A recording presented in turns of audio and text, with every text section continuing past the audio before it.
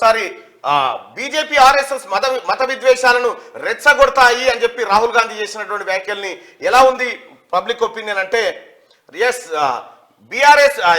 BJP RSS మతాన్ని రెచ్చగొడతాయని 68% మంది అభిప్రాయం వ్యక్తం చేస్తూ ఉంటే బీజేపీ ఆర్ఎస్ మతాన్ని రెచ్చగొట్టవు అని చెప్పి 32% మంది తమ అభిప్రాయాన్ని వ్యక్తం చేస్తూ ఉన్నారు. మెజారిటీ ప్రజలు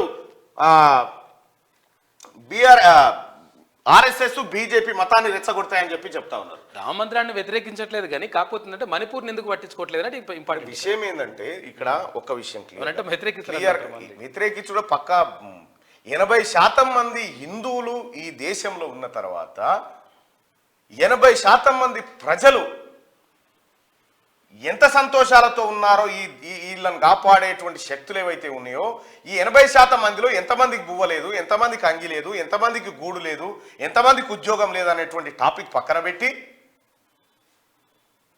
ఏ వ్యవహారం చేసినా కూడా అది ఈ 80% మందికి ద్రోహం చేసిన కార్యక్రమం అవుతుంది. ఏం చెప్పారు చిన్నప్పుడు ఏం చేసిరు? దేవునికి మొక్కు బిడ్డ, ధర్మం నిన్ను కాపాడుతుందని చెప్పారు. అది ఇడిచిపెట్టి ఇప్పుడు ధర్మాన్ని నువ్వు కాపాడాలి, నువ్వు రా అని చెప్తా ఉన్నారు. సరే ఏదేం చెప్పినా అందరికి విశ్వాసాలు ఉన్నాయి, అందరికి మతాలు ఉన్నాయి. ఇది లౌకిక దేశం.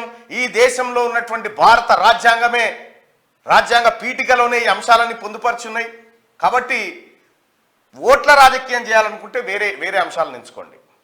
ఓట్ల రాజకీయాలు చేయాలనుకుంటే నరేంద్ర మోడీ గారికి రామ మందిరం ఆ ట్రస్ట్ పెట్టిరు, అందరం చందాలు రాసినాం, న్యాయం కట్టాలని చెప్పినాం. ఆ రోజు తెస్తే ఆ క్యూఆర్ కోడ్ స్కాన్లు పెడితే అవన్నీ చేసినాం, అందరి కాంట్రిబ్యూషన్ ఉంది దేశంలో. కానీ ఒక మాట ఏంటంటే ఇది ఓట్ల రాజకీయంగా మలచకూడదు. ఓట్ల రాజకీయం వేరే ఉండాలి, దేవుడి రాజకీయం వేరేగా ఉండాలి.